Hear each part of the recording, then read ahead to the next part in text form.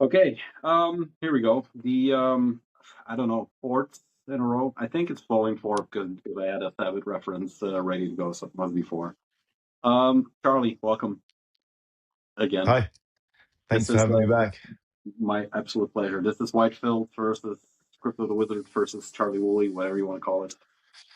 In the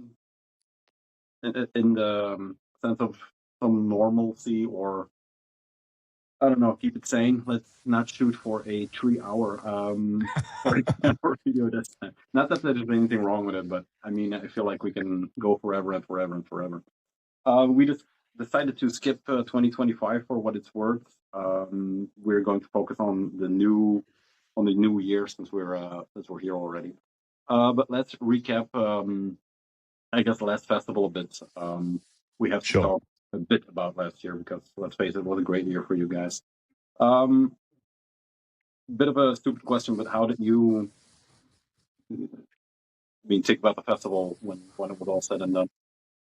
Yeah, it's interesting. I mean, the first one was incredible, and I felt like I was like 2 inches off the ground the whole time, because it was one of those ideas that I think ambitions or projects and ideas are often like that, where they kind of creep up on you and they're kind of in the back of your head, and if you don't do it, you're going to be thinking about it. So Yeah. it's almost like you have to do it to extinguish the desire to do it. And uh Russell, who I run the store with, being like, this is a terrible idea. It's gonna take up all your time. It's gonna be expensive, and you're gonna be stressed, and it won't be any fun, and it'll probably all go really badly. Which is why I like working with Russell, because it's Yeah. good to have someone to shut you down. Such a Because positive. most of the time I need shutting down, and Okay. then on the first day of the first fest, he came up to me and went, "I was wrong. This is great." And I was like, oh, I think that's the first time I ever got that out of Russell. So that, it was really special. And then obviously, like, the second one is then, um, you've set this template for what you're going to Yeah. do again, and why, what, it worked. So why mess with it? So yeah, we headed into it, but you do have this sensation when you're doing these things for the second time, like, is this as good? Have I done? Was the first time a fluke? Um, but I think by like halfway through the second day, I was like, no, this is great. Actually, I think maybe it's better. And I think it was people weren't figuring it out. Like, the audience weren't figuring it out. They were there for what we'd done, and they were Mhm. like, the first year, the first couple of bands who played to a small audience, because I think people had that mindset, like, "Ah, it's a fest. We're coming to see the later bands. We can dodge the first bands or whatever." Second year, people were there from like Yeah. first band onwards. It was full. No one wanted to miss anything. Upstairs was full. Mhm. Downstairs was full. Like, people were engaged in a way that was so yeah, it's just so great for me, so great for the bands, so great for everyone who worked on it, great for the venue. And so we were all, I don't know, high off our own thing, and man, so many good bands. So Yeah. I feel like I've managed to make it so that I just surround myself by people who are useful and know what they're doing, Mhm. so I can enjoy myself, because I don't know how to do anything. So I just stand there on the day, like, I don't know. I did all the Re- work in the run up. You know what I mean? Like, Reaping the now reward. I don't know how any of the equipment works. I don't. I can just point at things, and this Yeah. band are next. We got Russell, Sophie, Stan, all these people running all the Mhm. hard stuff. So I'm on the day. I really get to engage and enjoy it all. So yeah, it's been great. The second one was fantastic. I know we just said we're going to try and move into Yeah. Yeah. Yeah. 2026, but yeah, and of course, like, one of the main highlights was Slutat, which was, you know their first ever gig. Yeah. I'm Which sure wasn't a lot bad. of I'm sure a lot of your audience is familiar with the band, but for me, Slutat, very important band. Really the distillation of everything that for me is interesting about underground metal, and why, like, you keep pursuing it, because somehow a band like that, who, like Russell always says, a cult band, are Yeah. like somehow just sitting there. Like, I've been listening to the first records again, and they're just absolute works of genius. I mean, it's just phenomenal that these things just sit there out in the world and not that many people know about it, and they never played a show. And as the narrative goes, they'd split up, a few years before I asked them. I'd been in contact with them for quite some time, not particularly regularly, just attempts to sort of do stuff over the years, and. And I wrote to them and said, "Look, I've just finished this festival, done the first one. It was great. I was high off my own supply, so I was like, Now or you never. know, I was like feeling myself. So I was like, if I don't ask, I don't get, right? So I just wrote to them and said, look, if you ever did consider, you know, getting back together and playing a show, I'd love it to be with us." And again, Russell was like, "It's never going to happen." I can really talk shit about Russell. It's good. And um and yeah, and I got this mad email back saying, "You know what, you just hit us at the right moment, Yeah, actually, because it we're was. we're back in the same city and we're thinking about doing something maybe, and but we don't have a place to rehearse really, and we don't have any equipment." So I suggested printing T-shirts. So last year, at some point, we did a whole big run of Slutet shirts. I guess the year before, and thank you to everyone who bought a shirt, because you contributed towards buying equipment for the band so they could at least start rehearsing, rent a rehearsal room. There was some key bits of like drum equipment they didn't have anymore. And then I'd just wait like a couple months, and I'd get an email being like, "Yeah, yeah, It's we got working. the stuff, rehearsals are going well." And then eventually they confirmed, and I was like, I just couldn't believe it. And then when they actually arrived, and then they were there all weekend hanging out. It was really nice to have them there. They're great crew. I'm lucky enough to have got to spend some good time with them since. And then it's time to play, and they've never played a gig before, and they're the last band of the whole festival. And I'm like, right, it's now or never. It's got to Pressure, happen. And pressure then boom. the whole audience, there's people who've flown from Japan, there's people who've Yeah. come from America, and I'm like, all right, it's going to happen. And then I could see there was some nerves and stress and whatever. And they gave me one job, right, which was to press play on the laptop so their intro music would play. And I was like, I'm ready. I've I've got everything I need to make this happen. And they came out and they were stressed. And I said, look, the music curfew at this venue is actually an hour later than when we stop, technically, Mhm. right? So relax. Take as long as you like to set up. That's a Just good. just That's a good one to have. Yeah. But then they did Yeah. take as long as they liked. So I could feel the tension building in the audience, and they were really like taking time. And Stan was exhausted and looking kind of pale faced. And I was like, this is when it's really irritating that I don't know how anything works, because like I can't just help like set shit up. I'm like, instead, I'm just waiting. And,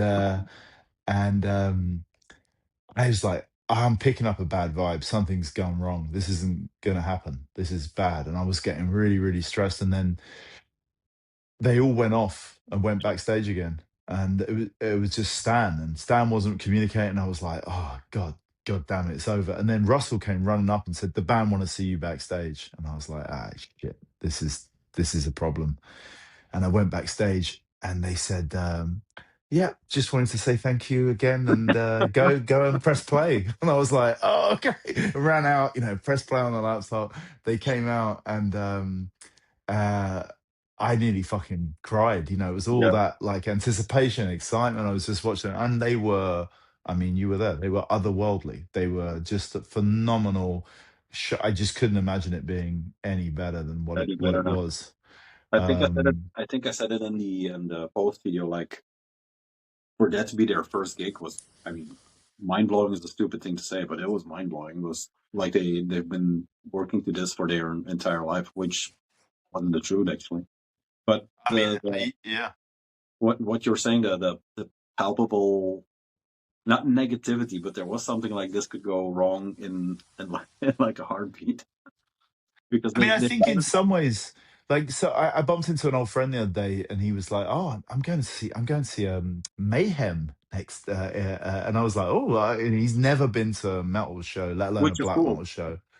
Yeah, cool. I was like, great. He's like, I'm a bit nervous about it, and he's not like a scaredy cat, you know. He's just like, I've never been to anything like that, and I was like, I was being reassuring because I was like, you're basically going to see Metallica at this point, and it's Yeah. not like yes, but the amount of gigs I've been involved in or been at or whatever, where you know the reason why you're there is for that feeling of that Mhm. like tense. I mean, I remember putting on Reveal when I put that gig on.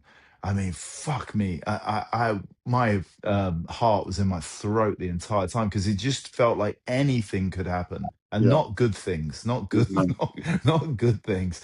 But it was an incredible show again, and yeah, the amount of gigs I've been to where that tension, that's kind of what you want. That's what makes the yeah, you know, that's what makes the whole thing feel real. And the Slutet show was exactly that. It was like Mhm. there was just there was a feeling in the room, and like you know, it just surpassed any possible sort of expectations I had because they were just kind of otherworldly and raucous and energetic, and it's like you go to a million gigs so you can see one like that, you know. Yeah. So that was special, hard to beat. But the only thing that it was not disappointing, but it was kind of weird because I started talking to them when they were selling their merch. I just bumped myself next to Ingrid, and we started talking. It was weird in the sense that they were so normal, and I'm using air Yeah. quotes. Just I guess regular people, but they have been building the myth or the Mm. story around the band with all the blood and the this and the that. That was yeah, kind of weird to see them as people. Yeah.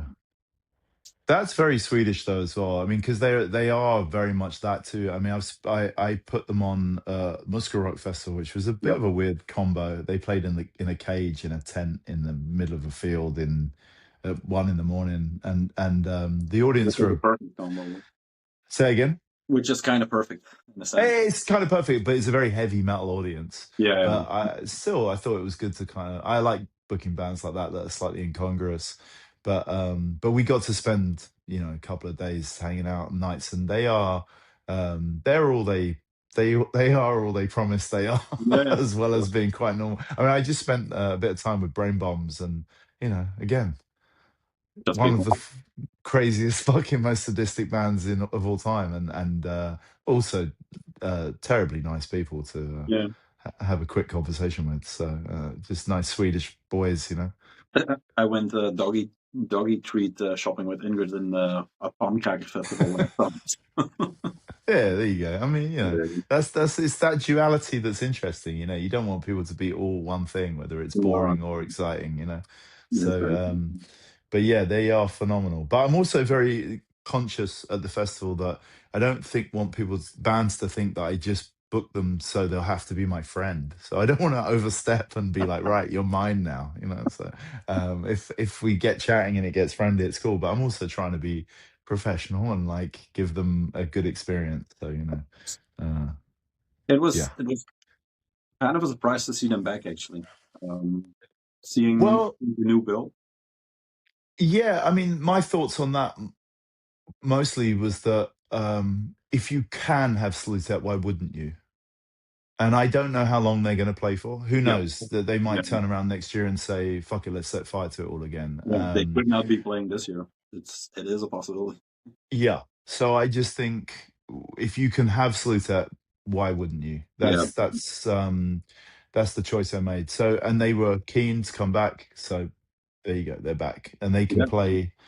I mean, I'll try and do some other stuff with them as well because I do want to keep the lineups fresh. And a couple of people were really concerned that every festival they like always tends to book the same bands, but there's reasons behind that. And one Mhm. is that you develop relationships that are important, and Yeah. you need to work on them, and you want to give people the opportunities. And oftentimes, you know, bands have something new to say when they come Mhm. back. I try not to book a band a second time until they've got a new record or a new live set or something that they want to do differently. I don't want to give people the same just because you've got the same band doesn't mean you're getting the same thing. No, Um, because Especially a they were year on to you. yeah. That was what I was going to say. It's been a year and it's been a long year for them because Yeah. when I saw them in Ghent at Boomkijk Festival, they were already something different because the memory I have from Life After Death is kind of hazy because let's face it, they were the last bands in day two. It's an incredible memory, but there was something different. It was a different stage, different configuration. I don't know, but I'm And also, not the whole audience, not everyone got to come, and yeah. so there's people who are very excited they're back, as well as Gaverstock and Mhm. who else is coming back? Shit, why haven't I got the flyer in front of me? I'm gonna lean out of frame for 1 second. You'd think I had, such a good memory, but there's a lot I mean, going on. I'm trying to think who the people coming back are, but Midoran, of course, mhm. but again, that was their first show. Midoran played for Yeah, us, and I mean, they were unbelievable. Um, and I want to see what another 2 years of playing has done for them. them. I've seen Then them too. In the meanwhile, I think a year ago now, also at Phantom Fest, and once again they leveled mm, up. So keeps that. and Flickers from the Fen again was their first ever show, Mhm. which is something I'm really proud of at the fest is that okay, it's easy to say there's plenty of shitty festivals that put on shitty bands and it's their first shows and whatever, but we put on bands' first shows that have gone on to like be proper touring active bands because they're fucking great. And Flickers Yeah, from the Fen are no different from that at all. They are phenomenal, and they've talking about something different to say, they've had another album since, and there's more to come, and they are now a six-piece live ensemble. I mean, really, they've just become a huge sort of thing, which is a very different beast to most of the bands that will be on stage as well. yeah, So it's like there's the cello and the fucking French horn, but somehow they'll fit in really beautifully. So in terms of bands coming back, it's not so many. There's a few bands where it's going to be some familiar faces in different projects as well, because mhm. that happens too, and those relationships are important for that. So, part of the festival is not just a sort of showcase of bands, but it's a representation of a ecosystem, right? Yeah, Like a scene and a world of people who are all interacting like on these levels. So, um, but yeah, so that's my that's my reasoning. And next year there'll be bands who played last year or whatever, and there'll be loads of new stuff, so it's yeah. I think It it all feels, makes sense. it kind of feels like a victory lap for one, the label, you, and then two for the bands like Gobstock. They played, and like you said, that like Flickers of the Fans, it was their first show, but I mean, what shows? I Yeah, mean, for the first time on stage, like Flickers of the Fan, and all said and done, not really my. I'm not going to say not my cup of tea because I kind of like what they're doing, but it's not something that I would buy or put on record wise. But when they played, I mean, when that horn blows, I'm there. I mean, it does something to me, and it was a great show to yeah, and I've open. toured with them since now as well. We went out on tour with them and Riders of Rohan, and they're just a great people and Mhm. lovely people to spend a week with, and but also like yeah, watching them grow musically and whatever. It was funny actually, even on that tour, I remember thinking, I like that first album so much, and uh, you know, the second album, I was like, maybe I didn't get my head around it properly. I guess when we get home, I'm gonna have to listen to it. Um, and then when I got home, I listened to the second album. I was like, oh shit, everything they were playing Yeah, on tour was actually from the second album. All this stuff I loved, and I was like, yeah, no shit, this is just incredible. I mean, musically, I like them because they're relatively unique in that I'm not the biggest dungeon synth person, I like bits of it. I mean, it shocks people, of course, because we called the shop Crypt of the Wizard a yeah, decade ago. And obviously, Mortis and the whole dungeon synth thing 10 years ago was kind of different. And there is this sort of nominative thing where, you call yourself something and then it,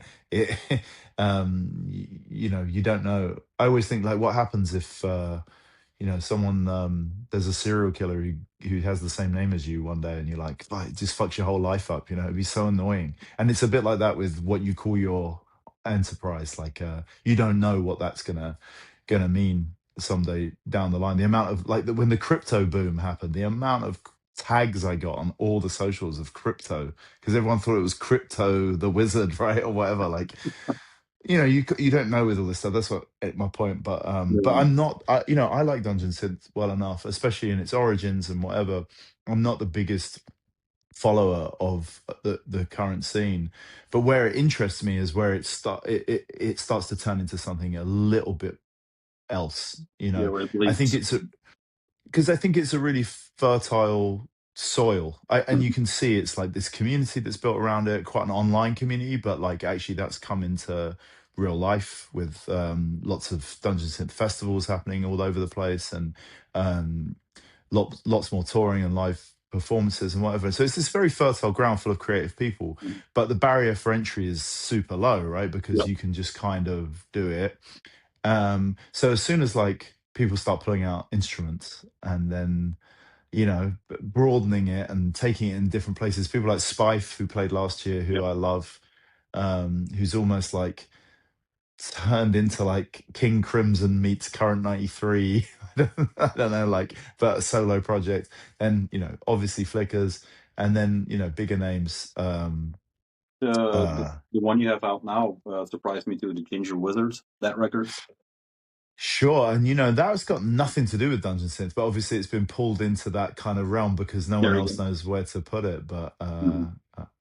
I mean, not nothing to do. That's kind of unfair. I think when Radomir started that project, nominally he basically what he said was like, I was bored. I think Yeah, COVID or whatever, like a million other people were like, I I think started a Dungeon a Synth lot, project. a lot of Dungeons and came out of the COVID Yeah, lock-up shit. Yeah.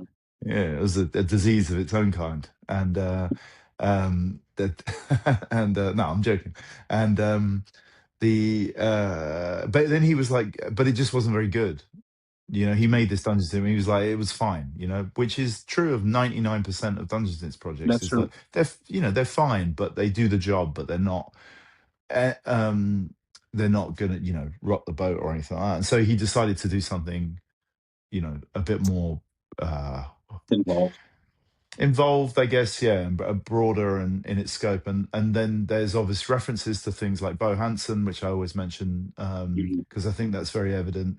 Bands like Omega, and Popple the, I think, Yeah. being a huge influence there. Mhm. And then, but this is what I love about underground metal as well, is there's always outliers who are allowed in.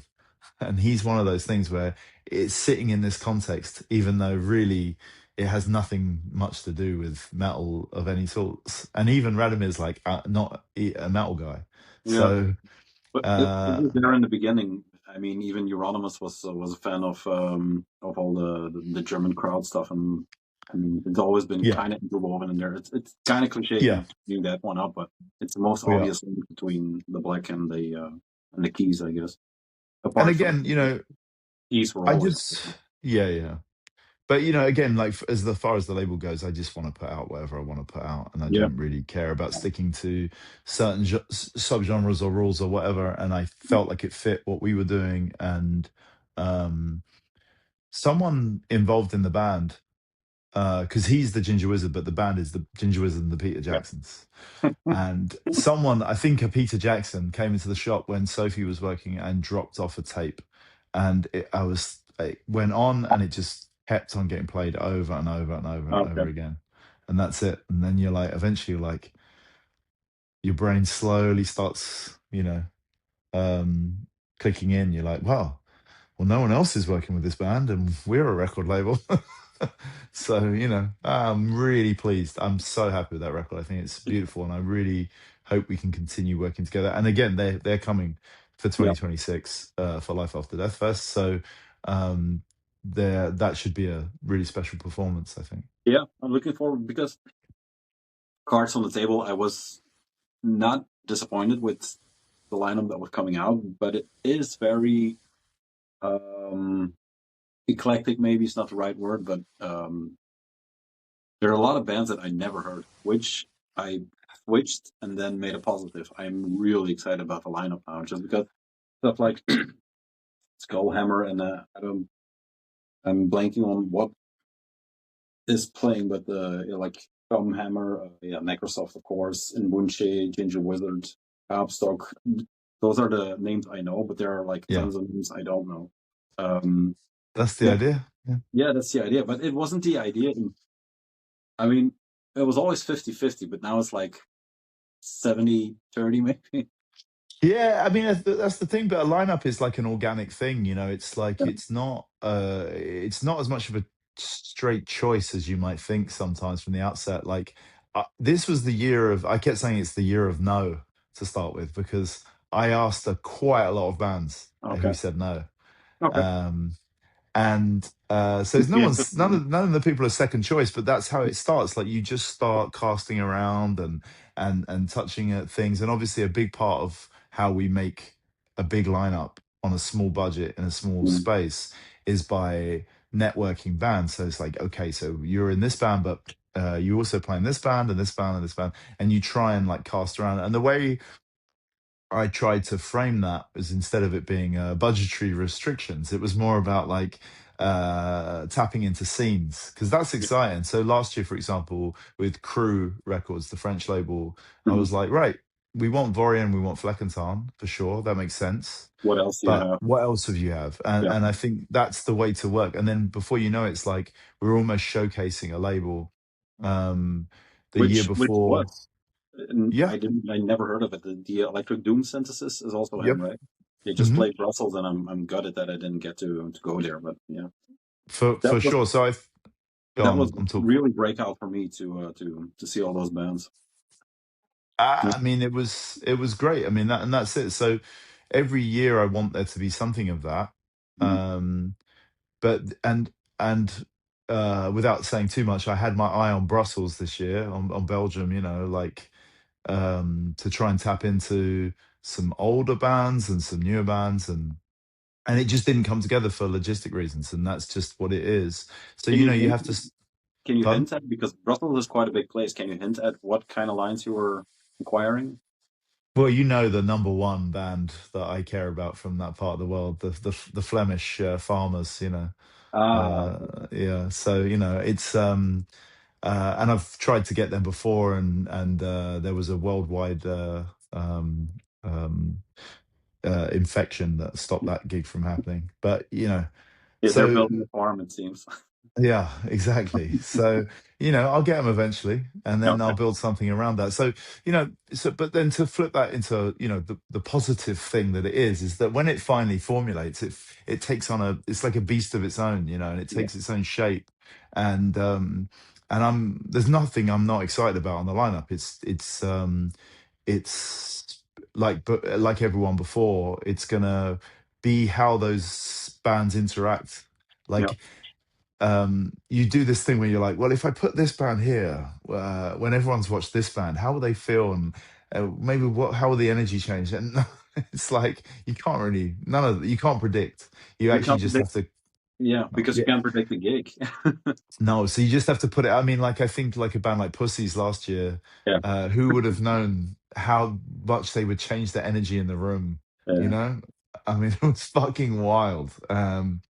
Uh, uh, nice having my wife drag me onto the dance floor, you know, when she heard a sort of like disco beat in Yeah. when Pussy stuff went. So, you know, and the frogs, of course, had a massive effect on the atmosphere of the place and whatever. So, um, yeah, I think it's basically just a little laboratory where you just throw a load of things in and see how they react. And yeah, so you know, but also like I've said before, a big part of what we're trying to do is give bands their first shows, early shows, first shows in the UK or whatever. So the other reason why there's bands there you won't have heard of is because that's their first show or No. you know first show in London and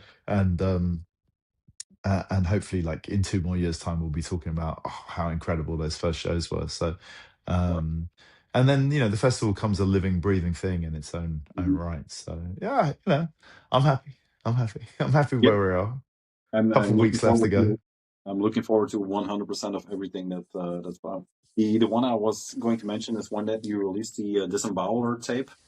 Yeah, Uh, hell yeah. yeah, I've been because I noticed a gig. I think they opened up the second day maybe or something. Blindness did, or the oh first day. the lineup isn't the it's No, just it's not the same. alphabetical. It's just Yeah. alphabetical at the moment, like the day splits. Everyone's pissed off with me. I always drip feed information in a weird way, I think, and everyone's like, other festivals do tell you this and they do this. I'm like, oh yeah. Every year Mhm. I'm like, what did we do last year? So I don't know. Fuck it. Just buy a ticket Yeah, yeah, and come and it'll be fine. There's nothing you need to know. People are obsessed with this day split thing. I'm like, I get it, but you also have to understand that I want you to buy a weekend ticket.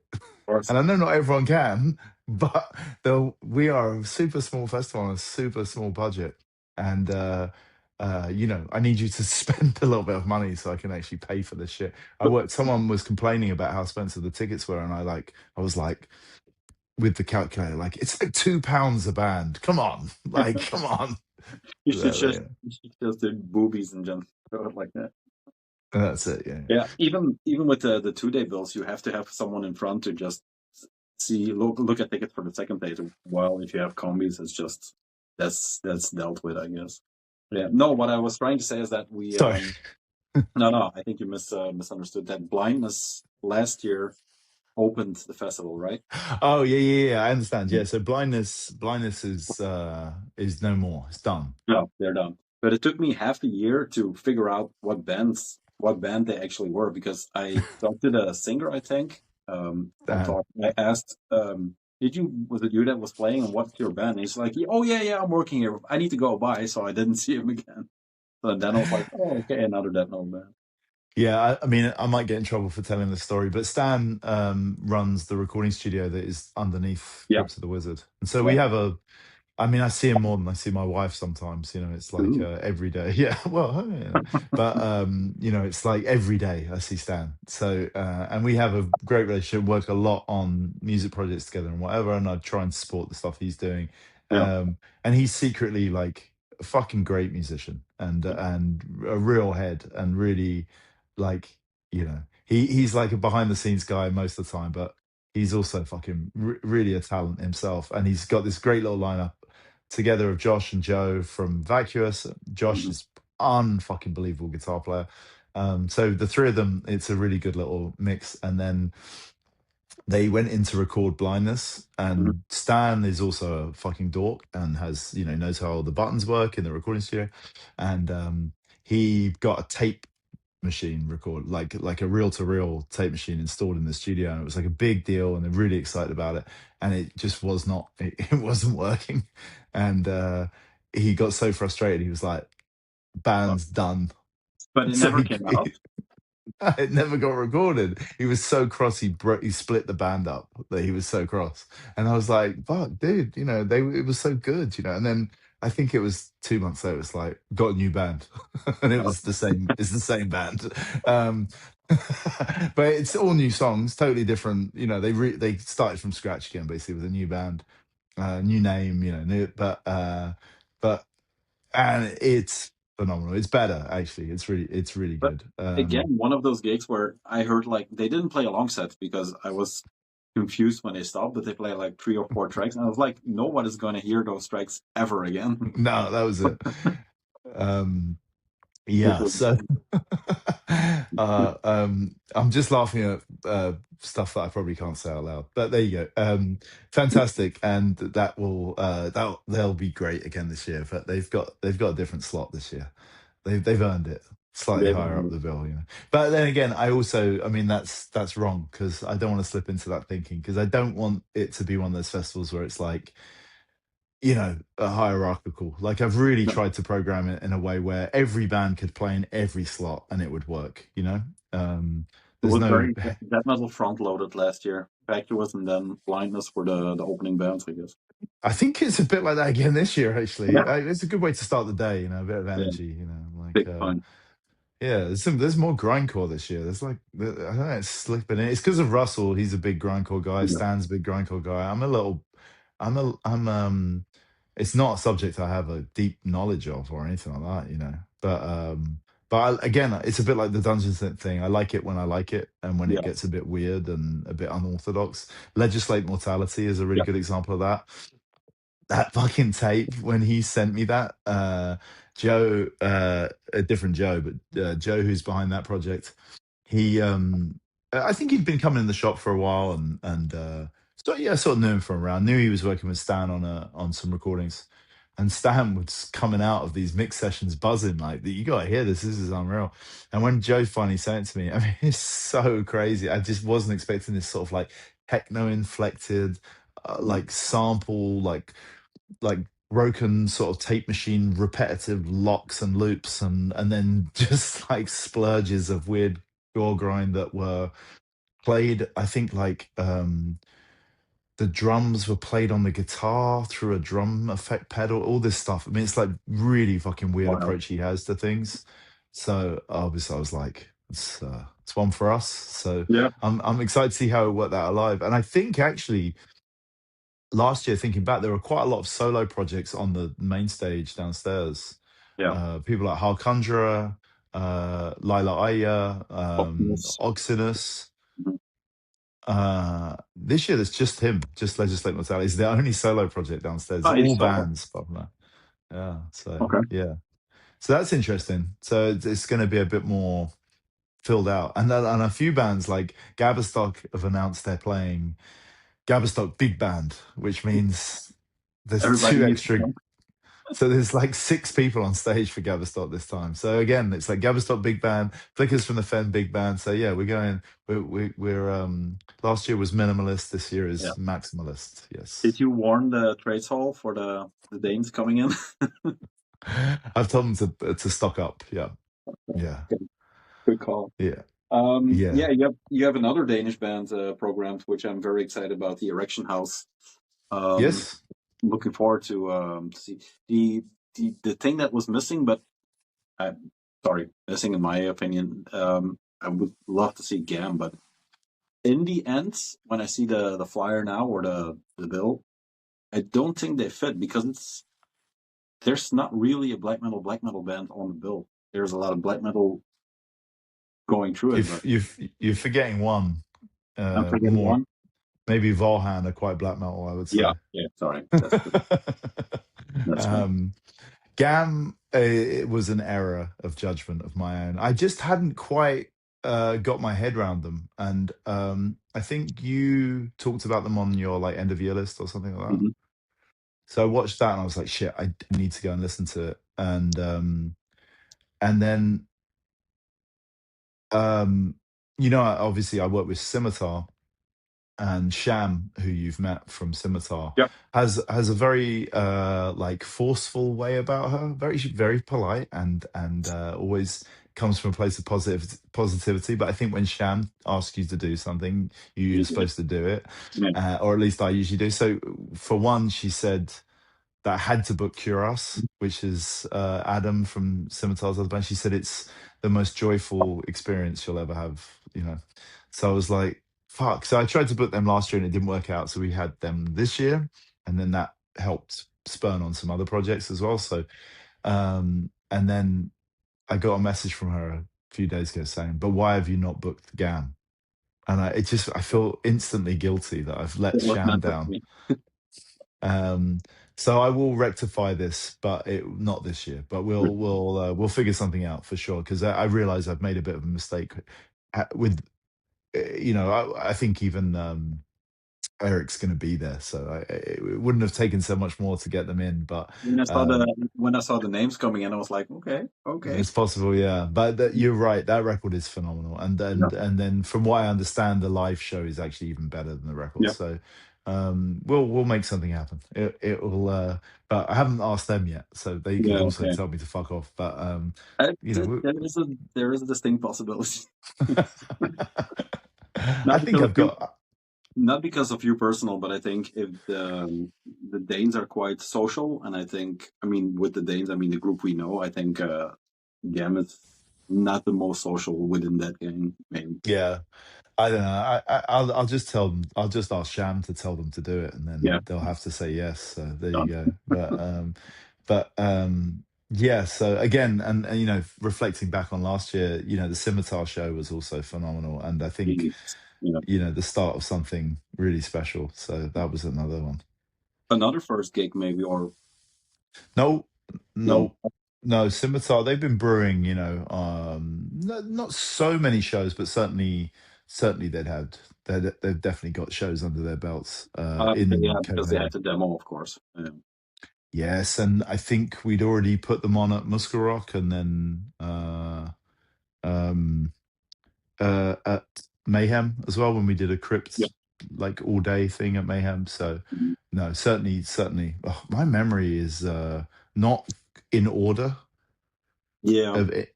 That's not how my memory works. It doesn't. It works as like images that are like this. I have no.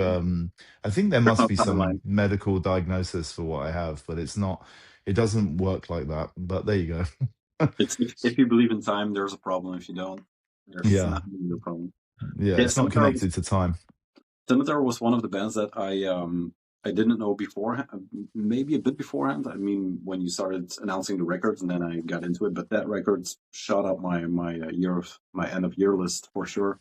But live, they are, I mean, it's like 4 gears higher than what they put out on record. Oh yeah, I mean, So, and that record like starts at 10, and yeah, and never really lets up. And actually, in some ways, I feel like the only criticism I heard of that record, really, that I could understand, was that people were like, "It's relentless, you know. It's not something you can put on and relax to. There's not a lot of like air in that record." Um, but depends I on what think kind of music you're coming from, actually.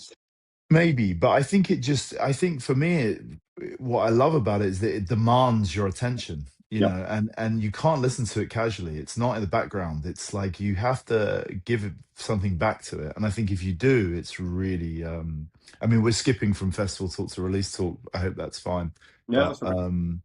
you know, it's something you have to give something back to in order to get um, the most out of it. And I think that's listening is not a passive activity. You know, listening is an active activity, and so should be treated as that. And I think that record, that's why that record's so phenomenal. What, you know, when we released the Steroid record last year, and the response we got to it was phenomenal and well deserved. I was sort of counting down the days to end of year lists, thinking, well, you know, we're going to clean up. This is going to be great, and we did, and Steroid was on so many end of year lists, especially in places outside of the world of metal, which is Yeah, so difficult to break out of the metal ghetto. You know, it's like you're sort of fortified by it, but also kind of trapped in it sometimes. I think it's very difficult to mm, find your way out of it. And that was great with Steroid. But the real like surprise for me came when Scimitar ended up on so many end of year lists. yeah. And even in weird places, someone just sent me the Metallium, you know, the Metal Archives, and it's in the top 10. And those Oh, okay. guys are like not, they're not particularly, you know, like, what's the word? I mean, they're not, my half hour releases aren't even allowed on Metallium for not Yeah, being metal enough, then you you know. metal. So yeah, so I mean, I was really surprised by it, but then yeah, you know, like Sarah from Banger TV gave it her album of the year, and all that stuff. I mean, it's been phenomenal. So then the last copies we'd had of that record that had been selling steadily over the year gone, you know, Just digital copies for crazy. Um and so yeah, the amount of excitement around that band is fantastic. So to see all that response. I mean, it just makes me so it makes me proud. You know, I'm so they're like I've known some of the members of that band since they were teenagers, so I'm so proud. Obviously, they've achieved so much musically with all their projects and bands like Slade and loads that they're not. You know, this kind of attention is not unfamiliar to them, but this is a project we've worked on together. So I'm really pleased that it got the attention it deserved, and you know, there'll be more stuff coming from them before too long. So you know, the momentum is as rapaciously sort of attacking as the record is. So yeah. there's more to come, definitely, and I think everyone's going to be really excited I've where seen they them. go next. So I of course follow their social and stuff like that. So I've seen them in the studio. Have you heard anything? who can say? Who Who can can say? say? I'll ask Russell. Who can say? Yeah, No. I've heard some things. I've heard a thing or two. Yeah, yeah. Okay. It's. I think everyone's going to be really excited, and they won't have to wait too long. Let's put it that way. So for some more. So and we'll be repressing the first record as well, so that people who are newer to it can get their hands on copies as well. So yeah, between that and everything from Gloomy Reflections the year before, the response to our releases has been phenomenal. Really, for the label, it feels like we took a step up the ladder this year, and that's a great feeling. So alongside the shop, which is pretty ship shape and doing well, with Sophie more or less running it these days really well, Okay. with Russell as well, and some help from some new faces. And then the label is getting so much love, and the festival's about to happen and very exciting. So yeah, it's been a mad old year really. I'm really Yep. reflecting back. I'm really pleased with where we've come. I think it's a 1, 2, 3 where the festival supports the label supports the shop, and the entirety overboers of Crypt of the Wizards and full Yeah, effect as and we I just collapse in a fucking heap in the middle. That's exhausted. poor guy. It's a dirty job, but someone's got to do it. There you go. As far as the festival, it could be my imagination, but it seems like there are more bands comparison to previous years. Correct. Um, is there how soon or how early do you think of starting? Doors are at 1 Okay. prompt. Bands will start at 1:30, I believe. So Yeah. we're starting a bit earlier this year, and I don't know. I booked too many bands. I got carried away. It will be fine. It's just we last week we were coming with a team, a Belgian team, I guess, and we were leaving on Friday morning in the first draft. I was like, I was counting the bands. I was like, I don't think we're going to make it, so we booked an extra day. Just Ah, I'm glad to hear it. yeah, I saw Yeah. myself collapsing in front of the stage out of pure exhaustion, and said, let's book another day.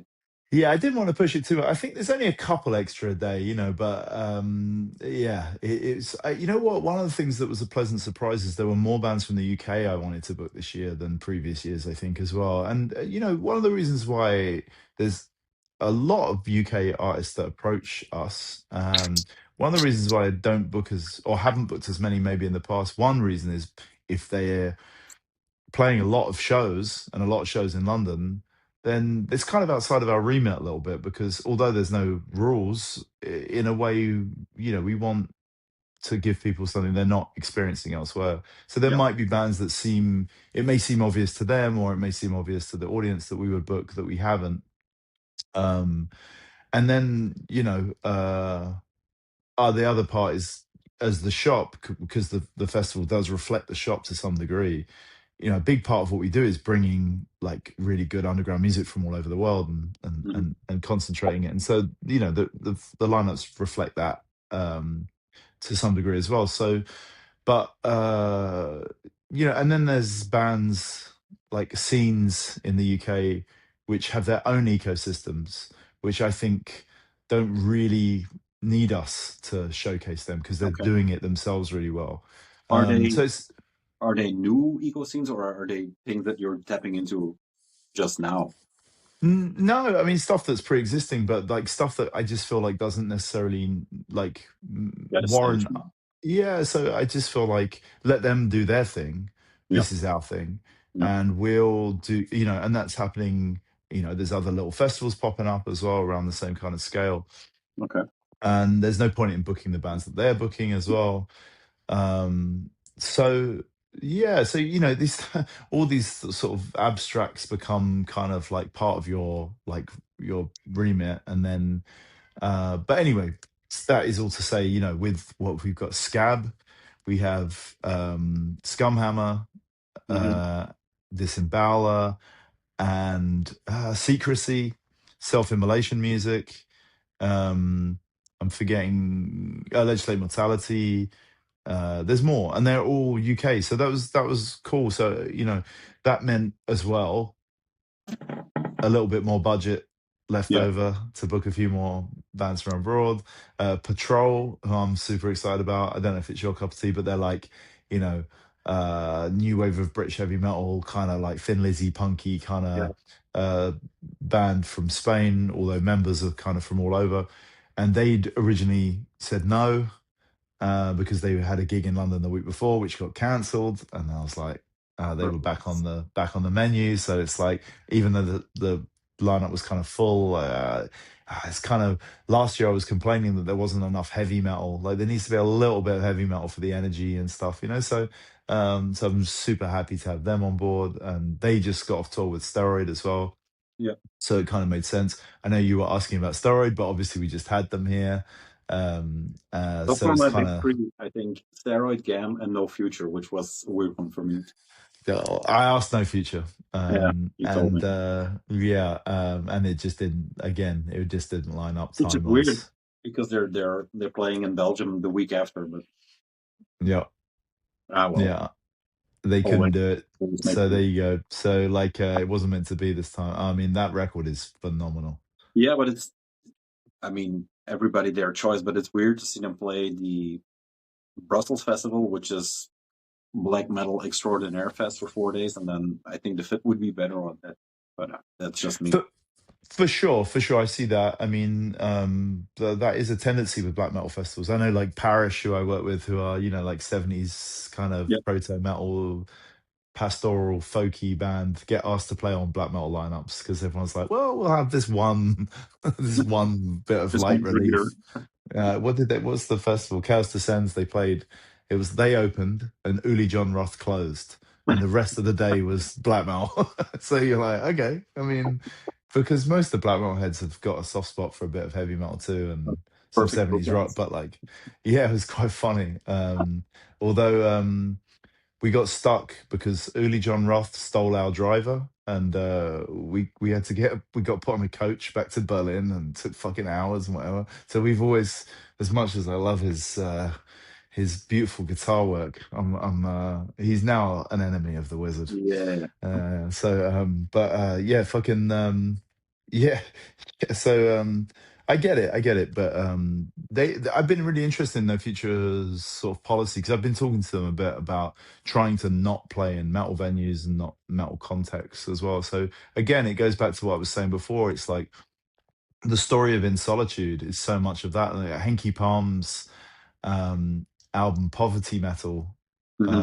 as I understand it through mutuals and small conversation with Henky, that is what that name comes from, about the sort of like the trap of the metal world, where like lineups for festivals could easily include bands like Henky Palm or No Future that wouldn't have to do anything with metal. But once you're in and part of that world, it's very hard to push outside of it. And maybe it's more common in Europe, but certainly in the UK, Hmm. you do not see metal bands on mainstream festival lineups anymore at all. It just doesn't happen.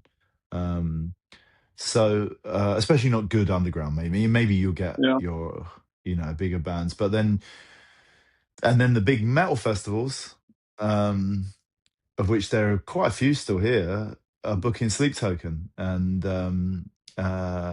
so they're not even booking metal bands themselves. So Yeah. metal has this, and then what we're doing, I like to think, is a miniature version of what could be a really great big project, where you book like bands with like maybe one foot in that world, or they're fully in that world, but they're not playing metal that you would expect. I don't think there's one band on the lineup that you could play, say, like straight like metal. Like, I think No. everything is coming Even from even Patrol is half punk band, half heavy metal band, and like Volan also is not. It's black metal, but it's it's hard. not standard black metal. Yeah, yeah. That's why I So recommend it. I mean, it's a taste thing but it's just what excites me and interests me, and everyone's coming from a slightly different angle, and I think that Yeah. creates an interesting shape at the end of the day. Yeah. I think so So, too. yeah, so I love the what you said, like the scene. I see the festival as a scene, like all the bands kind of fit in that idea of Crypt of the Wizard, like the dome that blurs over it, I guess. So that's what I like about the the lineup. It's the dome, the wizard the, hat, the, yeah, that encompasses all. the Yeah, traits. No, but I and do it's think that would be No Future album is the number one album on my list of records I fucking wish I got to release. Yeah. Definitely. For, And the more for I a minute, listen to it, I was under the impression you were releasing it, but you were just saying like we'll have it in the shop. But yeah. otherwise, I would have missed it completely. Oh God, I finally got a vinyl rip, so I can have it on my headphones as well when I'm walking around, and Yeah. that's given me the chance to listen to it more and more and more and more. And it just, it's been a funny one because I bought quite a lot of copies for the shop, and I just thought it would sell out instantly. Um, online, but there's other places that have it, and it was quite a large pressing, so Mhm. not the case. And then there's a lot of records we play in the shop, and you put it on, you put the needle on, and people are like, "Oh yeah, that's an That instant one. buy."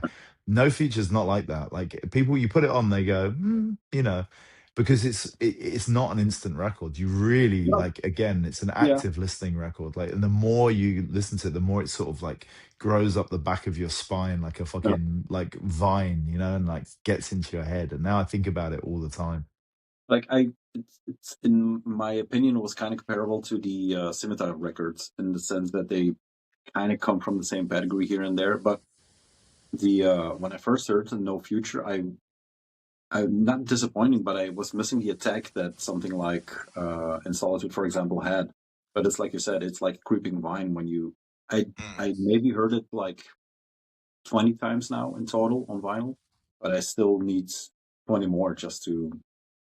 I mean, it's not like you can sing the songs or they get stuck in your head. It's not that kind of record, but yeah, it's a grower, and I think I need another month or something to really appreciate her what they Yeah, have.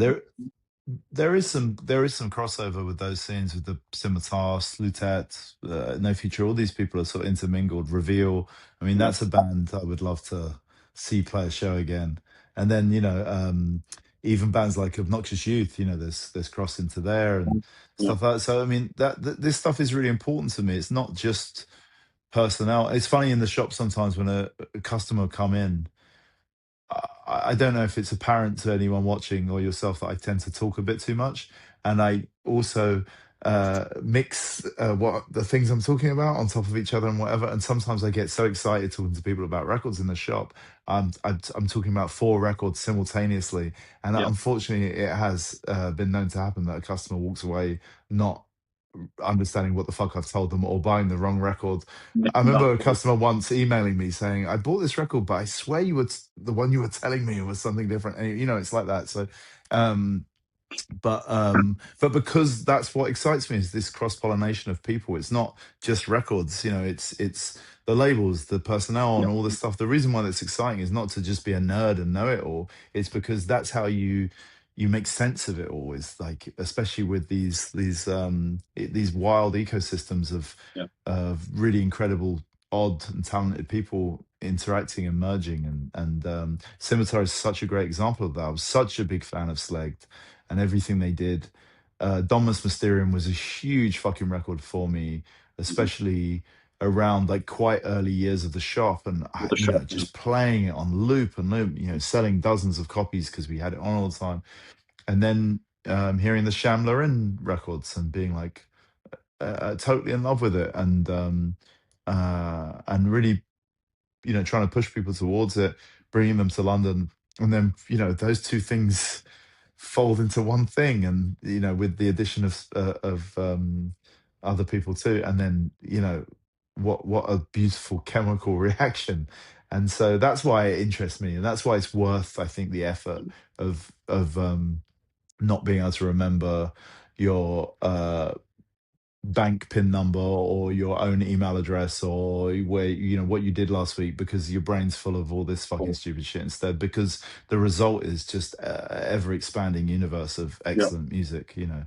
um I'm the same way on that front because I always start the year off with saying like I'm going to talk more about the music on these carriers and what you're here, but I'm much more interested in the stories behind it, the links, the where this label had that, where this came from. So it is that uh ecosystem that I you it's talking about music is like dancing about architecture, right? It's like, that's the famous quote. It's true. It's like, I've got nothing to say about music that will be better than listening to the music. So just listen to it, and I can tell you why I think you should listen to it, and that's yeah, about it. Um, that's my job, that's your job, you know, or your project or your hobby or whatever, you know, like it's my it's what this is, you know, become my life. So and it's nice. I like being behind the scenes, like pushing things in little directions and whatever. It's a great joy. And the festival's like a nice public you know, yeah, a publication of that, like that project of like being obsessed with all this stuff and then bring it to the fore. Also, for you Um, to see it work in the real world, I think is yeah, it's a weird thing because I often, it's not that I'm looking at you all the time, but I often, peek a glance and you're always like,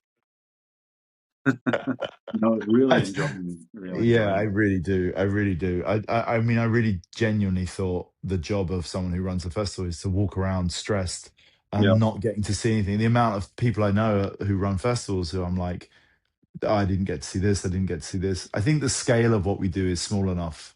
I think yeah. you get a bit bigger, and you know you've got a walkie-talkie, and you've got to put out fires left and right. Where I can kind of see the whole festival all the time. Like it's not From that big. from his There's- perch. so I get to see 90% of everything. Yeah, Um, plus the way we started, you have a great team to run the entire thing. Plus, I don't think yeah. there are a lot of people coming there like artists that have huge demands or like being negative or difficult for the purpose of it. It's all No, very quite the opposite. You know, I mean, people are really excited to be a part of it, which is really meaningful. And bands like Pelorius, who we've booked, who are just, you know, or Atavistic Passage, who are just like, they were just kind of names I knew that I got a little excited about here and there. And you're like, let's bring them in. Let's, you know, Um, let's have them. I Let's, met the guy last year. It was a great guy. Immediately gave yeah. me like, here, just yours. Have a pint. Let's go. So yeah, No, yeah, and then you know, again. also with the upstairs, it allows me to program in a way that is, again, like much more experimental, where I can just be like, Mhm. "Huh, I've got a vague sense of who this person is, and that I've seen this name come up and seen them on this bill, and like, yeah, let's bring them in, like, see what happens, like, Yeah, and then like really nice connections, like Benedict Drew, who is performing upstairs, who I used to know. I've known for fucking 25 years or something from visual art days when I was much more involved in that world. mhm. And he's a visual artist and a musician, and that's going to be really exciting. So, and then so like a roundabout way of telling a longer story is that not long after Crypt opened, another shop opened called World of Echo, just around the corner from us.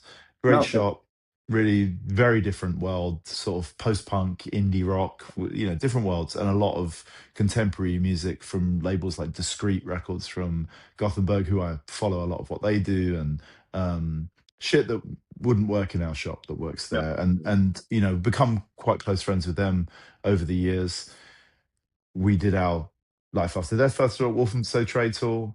The couple who run World of Echo moved to Walthamstow, and then they were putting on a festival. They were, oh, let's do a trade tour. Why not? oh, Right. okay.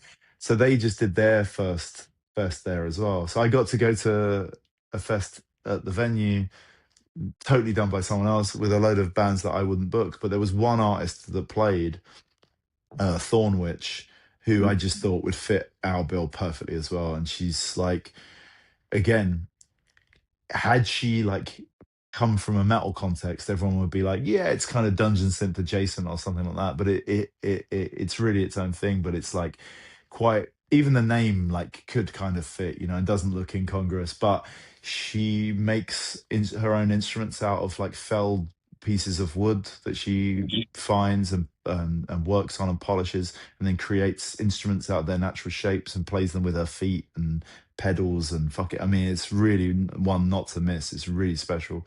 So it's nice that there's a little connective tissue there to something else we do. Yeah, Or someone like Toru, who is like an old London head who had a tape out on Trilogy Tapes, which is like Trilogy Tapes is a very, very, very well known project here. Will Bankhead, who's like a legendary music head, releasing just endless amounts of unusual experimental music. yeah. Russell goes back like 30 years with him. So again, it's like nice to have these little connections to different things as well. So this is how you like break down the walls, you know, a little bit. Yeah. So like, which means you're pulling in audiences who are going to come see Gaverstock, and for them, Gaverstock aren't going to be, oh, a sort of black metal band from the Corpse Stand circle. They're going to be like, oh, this They hear crazy psychedelic rock band I saw, you know. So I think that's really important to try and like not just play to the captured audience, but actually try and like create new audiences, because uh that's yeah, fundamentally the project of running a label, and what we do. It's like it's not just about just doing metal and sitting and all the metals yeah, and like the metal family and all that shit. I just I hate all that shit. I mean, yeah, no shade, but like um you know, you got to build your own thing, you know. yeah, for sure. I made it a point last year to frequently go upstairs just to see what was happening there. I saw some great, like, the guy Helm played last year. Where he is now, it's insane. I mean, he was already connected to the entire Austrian scene, but to see him pop up at all those punk bands and stuff like that, though, that was quite a figure to get to know. Him and DJ Warzone, those were the two that stuck in my Yeah, and other people I regularly talk to. yeah. Yeah, but yeah, theirs proves to be a breeding ground for some real talent there. What's he called? Like the Count de Saint Germain, you know, this like mystical figure who apparently has lived throughout all of history, and you can find him in paintings from 1,000 years ago. And that's Luke Helm. He's like that. He's in like he's fucking every gig, every back. Like, oh, there's Luke. Luke's involved. Like I he is across music like that in a way that At a is point I phenomenal. thought they made four of them, but so much more. You say that again? I said at some point I thought they made four Oh of yeah, him. yeah, exactly. It's like that. It's crazy. It's so funny. You know, I see Luke a lot, and funny enough, he like lives 10 minutes down the road from the No, venue, so he was pretty pleased. But yeah, phenomenal. We just collaborated to bring Brain Bombs over, and so yeah. we're hoping to continue a collaboration between us, putting on bands that like maybe other people wouldn't want to put on, or you know, Was maybe that something ever that was that ever arranged to put rain bombs on the bill? Yes, that was the plan initially, and then I just thought they're too big for our lineup. Too many Yeah, people would come just to see Brain for Bombs, that. Yeah, and then it wouldn't be fair on the other bands. I don't really want headliners, you know. yeah. Okay. Volhan are probably the closest thing to a big headliner we've ever had, and even realistically, Volhan are an underground band, you know. Yeah. With the I don't think too many people will be coming just to see Volhan. They'll come excited that Volhan's playing, Mhm. as they should, you know. As they But should. I don't think it will overshadow the rest of the day, because I can. When I first started. Thinking about festivals, you know, years ago, when I first started thinking whether it was something maybe I could do, my original ideas were like, well, you get a big headliner, but then instead of shit bands down the bill, you put good bands. How revolutionary! Uh, because I think a lot of festivals, I see these lineups, you see these festival posters where all the big bands, their names are in big letters, and then the poor fuckers with Yeah. their little logos, you're like, you know, what the fuck? And I just thought, like, that's why I try with the posters to keep the layout really like everyone's on a level, you know, everyone's like, Even keeled. everyone's equal. I do it like alphabetical to keep it like, you know, because I think, yeah, like, why would you? It's like if you made a mixtape, you'd be like, right, the first 10 songs on this tape are a bit shit, but the last five, you know, like it's weird. So I always just think it should just all be good. Why not? I mean, Yeah, of course. anyway, I understand there are reasons, but for something on our scale, I think we can get away with doing it the way we're doing it. So we do. Yes, but Volhan are maybe the closest to a headliner we've had in some time, partly because they've never played the UK before, partly because they're a, you know, a pretty well established and well known band, but not so much so that they would eclipse the rest of it. But Brain Bombs, I think, would have done. Brain Bombs would be like, ah, shit, Definitely. you got people from, yeah. So that again, so again, it's like it's a delicate balance what we're doing, you know. Was there ever I love the trades hall, so no complaints there. But was there ever the idea to grow a bit, or is it just where it is we're staying? I think Life After Death will live at the Trade Tour for the Yeah. for the foreseeable. I think the one of the factors I think is really important is for the audience, where is somewhere where they would enjoy spending 2 days? Hmm. Because there's a lot of places we could do it. They're a little bit bigger. We could expand it a little bit, but it wouldn't be cozy in the way like Trade Tour Yeah, is, you know? that's true. That's one of the words that I always use to describe the festival. One of the It- words. From the It's time you just a get into the door to the time you get out of the door, it's yeah. Yeah, it's a good vibe, you know. I mean, like I like it there. I spend time there, throughout the year. I take my kids there and stuff. Yeah, It's a cool spot, and there's a lot of people involved who I have become friends. Um, Notoriously, there's been relationships that have come out of Life After Death Festival that are still taking place around Trade Tour and stuff like that, which is very nice. okay. Um, I'm but having a like, hard time because in Belgium, when I try to make people warm to come over, it's kind of hard for us to explain what the trades hall is. And I would say it's like a club where you go to darts or maybe just have a pint or something, and that's basically it. But is there yeah, they're a is there like subtle thing because something it's different? like it's not a pub, but aesthetically No, it doesn't look so different from a pub, right? A yeah, British traditional pub, although it's not shaped like a pub. no. It's a function room. We have these other spaces that are called working men's clubs, which Mhm. were, you know, men who would be part of traditionally like what a union or some sort of workforce, and but women wouldn't be allowed in them, or they'd only be allowed in on weekends or things like that. This isn't that either. It's a subtle degree. We've worked out in this country how to leave the house and drink in so many different contexts.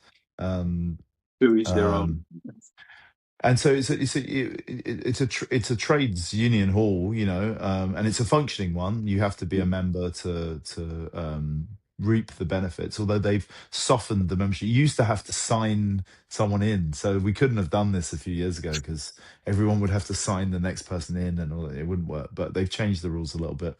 Okay. Um, to make it more open for like events like this. But yes, but it has a very 70s patina, and Sure. but it's comfortable. It's a nice place to spend time. It's like a social club at the end of the Yeah. day. Social. So it's a good place to be social. So, but it's really funny watching all the people from different countries because, like, when the Danes came, they were like, "Oh yeah, we have these. We know what this is." They have these Okay. kind of like, but they call them bodegas, which are like not quite bars, not quite pubs, but they're cheap and you can smoke still, and they're kind of like social rooms. And like and then other people come from other countries now. What the fuck is this? It's not what we were expecting. And so it's pretty unique. There's not a lot of them left. No. So I think that makes it really special. Um, it is a small cap, and that's not going to change anytime soon. So it does limit what we're able to do. But I like that limit. I think that's No. important to work within that framework.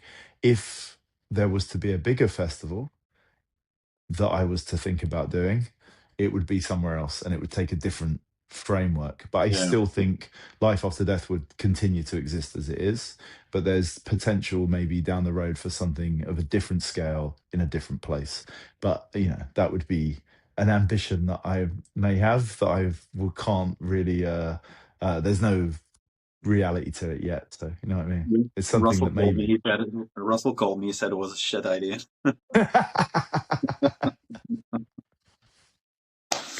He's probably Uh, right. you're probably right.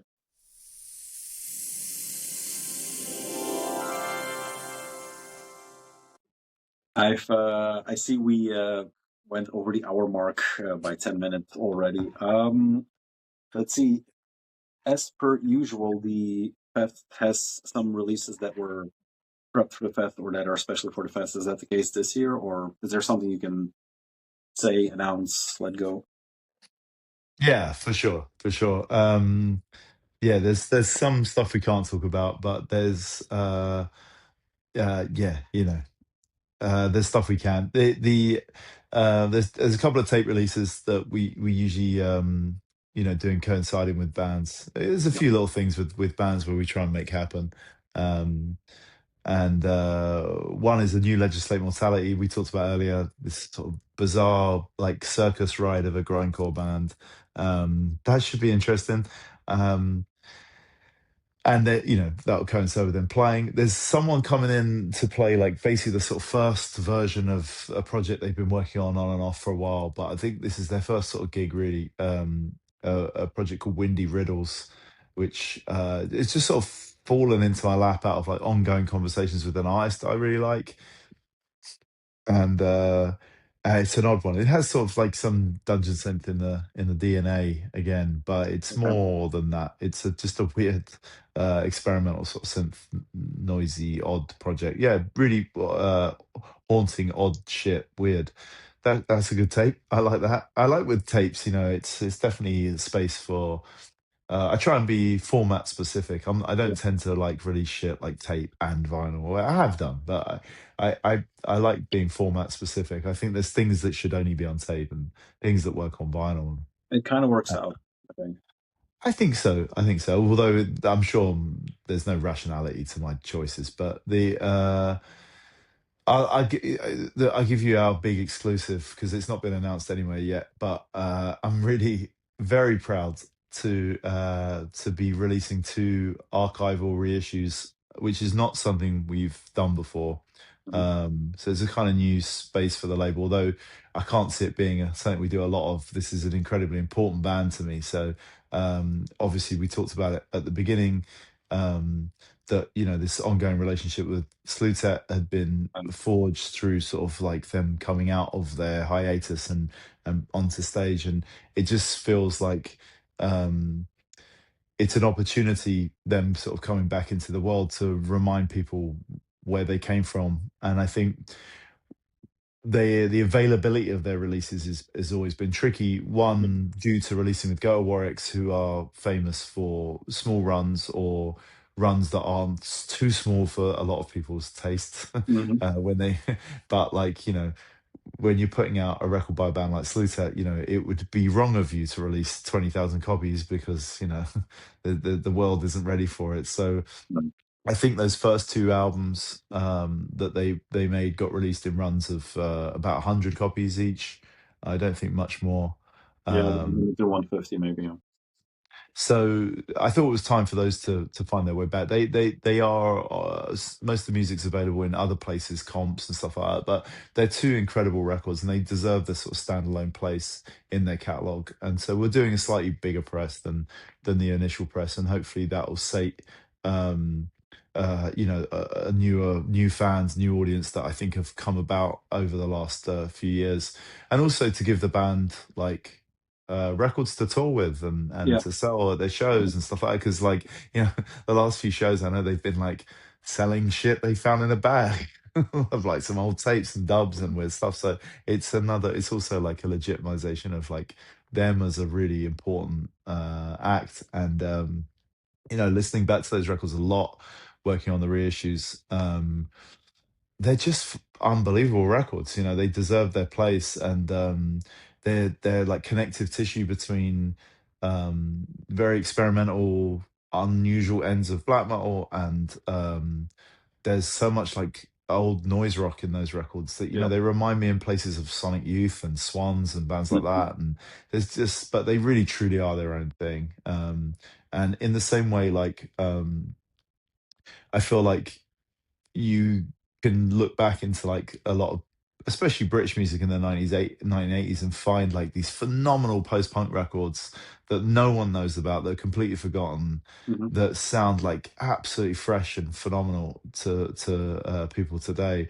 Those Slutet records for me are a bit like that. It's like they should totally blow people's minds who haven't come across them before in this format, and like the fact that they exist at all is like kind of phenomenal. So I'm as you can tell, like Yeah. kind of lost for words and beyond excited to be putting those out after like a sort of long forged relationship again. So that's really special.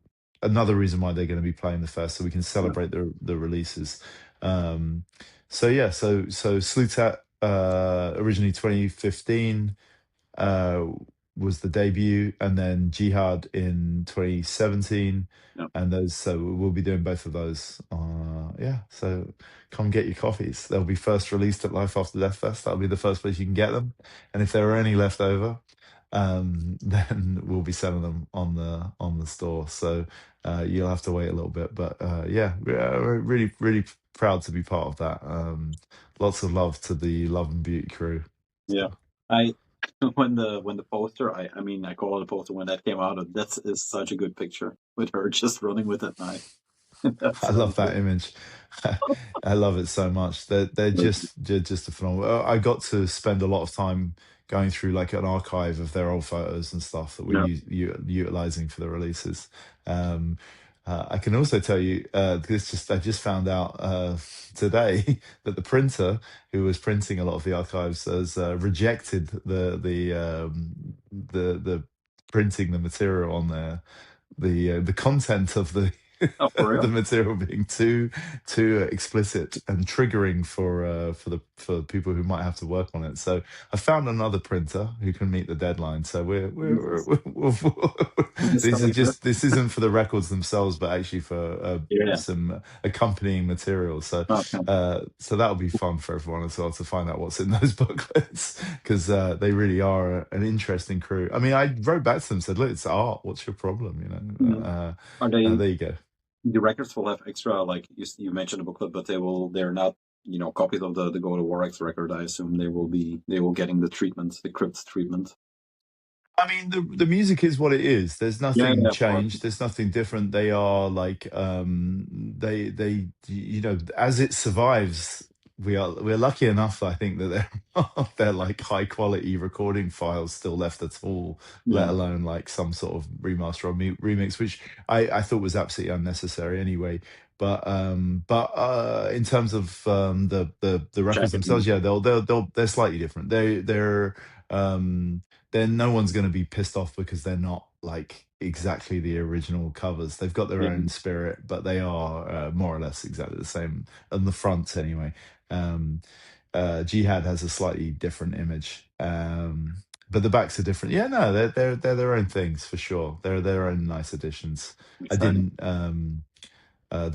I didn't go down some sort of lavish spot gloss kind of like silver foil. Thought that was also a bit over the top Yeah. for what they are because they're raw records and they only need to be straightforward. I didn't do any splatters and anything stupid, so they're Yeah. very pure. They're very pure. But yeah, very excited for those. So yeah, that's the start of what will be quite a busy year for the label again, I believe. Um, a lot of bands we already work with will be hitting us with new stuff. Yeah. Um, and then yeah, some stuff that no one knows about yet as well. So Surprises. plenty to come. Yeah, The thing that I want to close off with is maybe a highlight I didn't expect or didn't know, the maggots on is that how you pronounce it? I guess there's only yeah. one way to pronounce it. That was kind of a weird one. In my end of a year video, I said it's the guy from Rudimentary Penny with Hmm. the guy from La Vida es un Mus. So that was even a weirder combination. Nice guy. Yeah, Nick Blinko from Rudimentary Peni, one of the great heroes of British music, unsung heroes maybe, sung unsung, I mean Mhm. he's like quite a unique force, artistic force, and uh, when I was proposed to have him appear at the festival in any format, I was there was not something I could say no to. Um, so I'm very excited for him to be part of it. I think there was one like element of the fest that I thought could be interesting was to approach some older, more like storied musicians, kind of bigger names in a way, but not to headline, not to be these sort of overshadows, but actually to give them an opportunity to do something experimental or something they've wanted to do or they couldn't do or whatever. And I did ask a handful, thinking this could be an interesting complement to Life After 3, and was rejected by all of them for various reasons, all very politely, but Yeah. mostly because it's not the easiest thing to squeeze into your schedule if you've got lots of other important stuff you're doing, and I understand. But and then oddly, um, maybe one of the most incredible names of all ended up approaching us, Said yes. which was Nick Blinger via Paco, who I have a long-standing relationship with, who is an incredible, legendary force in his own right in Mhm. in contemporary British punk music. Um, yeah, to have the two of them, I would advise anyone interested in seeing the Maggots to get down as early as humanly possible, because There I you do go. believe, Nick has limitations on how much time he wants to spend in that kind of audience. Yeah. So, but yeah, it's another one. Although I can't let you go without mentioning Necrosoft, because I think you might be their second biggest fan after me. So Probably. that is also something super exciting that we've finally pulled together. So yeah, so I expect to see you down the front Of course. in the pit for Necrosoft. I was never doubting whether I was going to come to a number 3, but when I know Zimmer came, I was like, okay, done deal. No, I'm very It's very excited to see that pop up.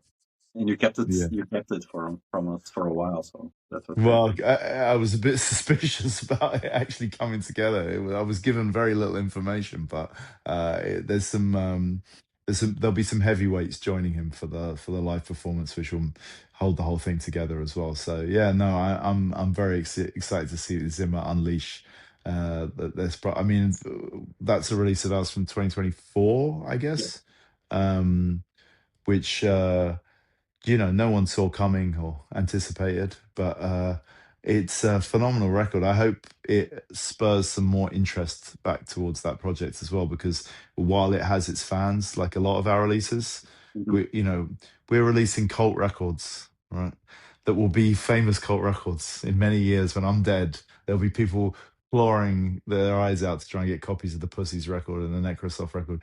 But for the time being, they are still available from the Yeah. label, because not enough people, wearing the right shade of glasses yet. So, but whereas other releases are flying out the door. So, but those ones deserve more attention, and hopefully having them play live will bring that to them. But as long as Denmark stands as a sovereign nation, and my crew over there are working in their myriad little ways, I can expect a lot more cool shit coming from that world of people, because Definitely.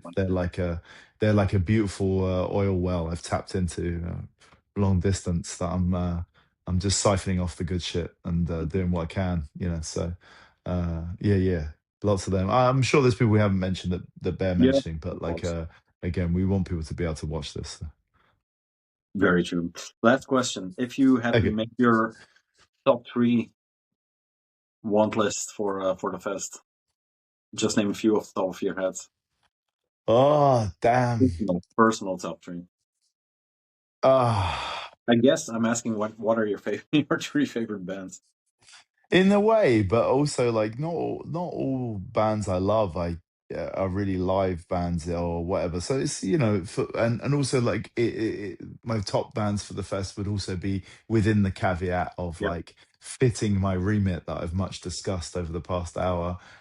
Fitting all those parameters, because I could say, wouldn't it be amazing to have like Current 93 come and join us, or Yeah. Yeah. someone who I'm deeply in love with like that, or whatever, but it wouldn't work It's the same as in that Brainwolf, I context. guess. Right. Mhm. So, I mean, I think again, like it's got to be contemporary bands that I'm very excited about. Um, and to answer your question without just saying, label bands and whatever. But yeah, I mean, I think you already hit No Future. They are very, very, very high up on my list of bands I'd love to bring over right now. Um, Oh shit. I hinted anyway earlier, which was pretty obvious. Legubrum, Yeah. I tried to bring over, which was scuppered by COVID.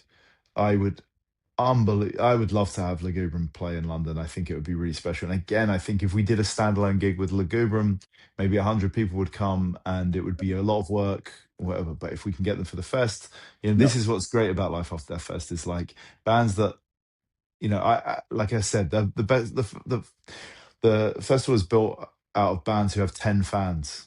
Yeah. But if we book 30 of them, 40 of them, we're full. So Yeah. But if all their if fans come, if they play the festival, if Google would play the festival, they have instantly have 100 fans extra. It works right, both ways. exactly. Um, so that's definitely those two are definitely there. Yeah. Uh I One, one. go on. You tell me what your three are. I think those three would be cool, and then Gamma Force. I mentioned them Yeah, before, but okay. it's always the same dates. I'm desperately looking around now for inspiration. I mean, it's not. It's the list is kind of endless, really. Um, It's kind of an Apple question to end things. it's a tough one. It's a tough one. Just But say bolt for thrower and get sure. it over with. Say again. Just say bolt thrower and get it over with. Yeah, that would kill me dead. I think someone further afield like Nachlik, I would love to get Yeah. over as well. Okay. But again with the Belgium thing, I'm looking for I mean, someone who can get some of those weird Belgian bands that release on Nuclear War now, like what do you call them? My brain's starting to melt out of my ears. Moen of Zexpeth and that crew of bands to see if I can look. I can make miracles happen. So I I you uh know, I will be your biggest supporter in that venture, but I don't know. Yeah. Forbidden Why not? Temple just did those Dracula rehearsal tapes. They're so good. I don't know how they keep being this good. Yeah. It's crazy to me that they're still this incredible after All quite a long I can time say, now. if you get them, warn the trades hall to get even more beer because it will run out. I would love that. So if you're listening or anyone feels like they can help me make that happen, that's definitely Yeah. high up on my list. Yeah, so it's not really a top three. It's really much more like there's yeah, there's just an endless list of stuff that Yeah. I would love to be able to make happen, which may or may not be possible. But also, I've started making my list for year four. It's Okay. not. It's already got a few names on it, and I'm excited to start working towards it. And yeah, we'll see. Sorry, I'm ending on a note of just total bafflement and confusion because That's okay. I've Please come to Wizard. Festival 3 is in less than a month now, and Yeah. you're asking me about my fucking dreams for the future. I just need to survive the next next few weeks, get through this one. Once this is done, it's like my year starts now at the end of February. I'm like, once this is done, I can breathe. Yeah. We've got shitloads of stuff to do with the label and the shop. Um, I'm building myself an office that's going to be exciting in the basement of my shop. All these sort of things that I need to get done. We've got some tours coming up. We're gonna we're gonna be bringing. This hasn't been announced either yet, so we're going to be bringing Scimitar and Peace Vaults over to London for a tour. Okay. We've got Steroid on another tour that will be very exciting and will be announced soon as well. So yeah, the tours stuff we're doing. Is really fun to promote the releases as well. Okay. So yeah, there's lots of stuff coming up. But yeah, let me get through this one, then we'll talk about my ideas for the next one. But I'm So, always open to suggestions as well. So yeah. Yeah. if anyone out there feels the need to tell me, you can comment or you can send me messages that I will read. I do listen to submissions. Like we get sent increasing amount of submissions. I don't think a day goes past where I don't get sent a demo. Okay. And I do try and listen to everything. Um, I get a lot of demos that I know are not sent directly to me. I know when I got an email today saying hi Sven, and I think I know which label that is. So it's fine. I understand bands have got to do what they got to do. But Yeah. uh, listen, if you're out there, attach the fucking link to the music. Don't make me Google it. But I Yeah. will try and listen to everything and submissions for the festival. I do take everything seriously. But yeah, I am but one person really on that side of things. So Mhm. and some things might be great, and I'm an idiot and I get things wrong as well. So it's not anything like that either. So yeah, I am very interested to hear what you have for me, and Mhm. of course you as well, Tom. You're allowed to make suggestions too. I think I asked you for some. Yeah. So yeah, DMs are open. The ends are open. Let's not slide. not in a weird way, Why not? but yeah, happily Okay. married. Thank you. Same here. Same here. Ben, Yeah. thank you very much. Yes, thank you very much indeed. No, Yeah, no, thank you for having me again. It's been really nice to chat to you and catch up, and I'll see you very soon. yeah, And yeah, yeah. yeah, I We'll, look forward to. I'll be drinking my. I think I've managed to get in some extra Guinness Zero for my sober weekend. I have to keep my head about me. But yeah, I look forward to seeing everyone there. And endless thank yous to everyone who comes and buys tickets and you know, comes from far afield and makes the whole thing financially viable and yeah. like an exciting and adventurous thing to be part of. And yeah, really, really endlessly grateful to everyone in our audience, which it's I can't but you know tell you how meaningful that is to me. So I look forward to seeing everyone. And if you want to come and talk to me, you're more than welcome. But be aware that I do tend to chew people's ear off. So. Okay, I'll see you in less than a month. I Yep, am looking forward to it like no other festival, honestly. So yeah, it will be great to hit the Trades Hall again. Charlie, awesome, man. Looking thanks for forward to it. calling in, and I'll Thank see you. you very, very soon. All Have right, a great time, man. sounds Bye. good. Bye.